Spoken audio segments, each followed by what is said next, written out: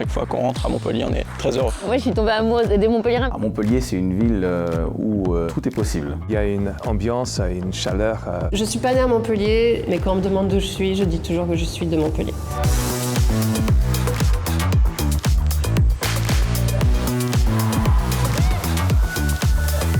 C'est l'ambiance d'une ville qui a une histoire, mais qui est très tournée vers le futur. Il y a plein de trucs à faire, que ce soit en journée, en soirée ou même la nuit. Un peu à l'espagnol où ça vibre vraiment beaucoup dans les rues, ça chante, ça rigole, c'est très très cool. On sent bien que l'urbanisme, il est pensé pour que les gens se rassemblent, pour que les gens s'entremêlent. Les Montpelliérains aiment sortir, les terrasses sont bondées. Ce que je préfère, c'est déambuler dans les petites rues pour trouver ce petit resto, ce petit endroit. Vraiment à Montpellier, il y a tellement de pépites gastronomiques. Montpellier apporte une liberté que d'autres villes n'apportent pas, en tout cas sur la scène gastronomique.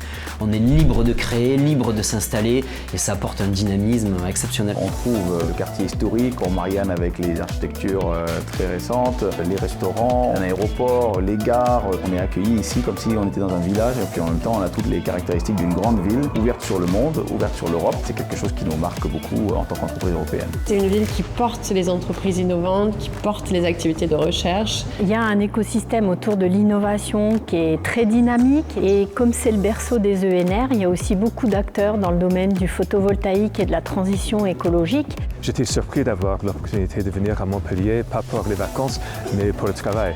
Et j'ai découvert qu'il y a une superbe communauté de talents ici, dans les jeux vidéo et dans la bande dessinée et dans l'animation. Les jeunes aujourd'hui, ils vont pas être obligés de partir à Paris forcément pour se dire tiens, je veux devenir soit acteur, soit ingé son, soit technicien. Enfin, à Montpellier, il y a plein d'écoles, il y a plein de choses qui se créent là et c'est en plein essor, quoi. C'est conjuguer épanouissement professionnel et personnel. Et c'est enthousiasmant de voir que sa famille s'épanouit aussi. Il y a tellement d'activités pour les enfants. C'est hyper facile de trouver des moyens d'occuper nos enfants. C'est très très agréable en tant que mère de famille. On était beaucoup de temps dans la salle de ping, mais au-delà de ça, il y a plein d'autres sports à découvrir. On a pu aller voir des matchs de hand, des matchs de foot, l'Open de tennis. Ça mettait des étoiles dans les yeux pour se dire qu'on avait envie de faire ça quand on sera plus grand. On a la chance d'avoir un public à Montpellier qui soutient ses athlètes et c'est vrai que pour nous c'est toujours une chance, un honneur de jouer dans cette ville.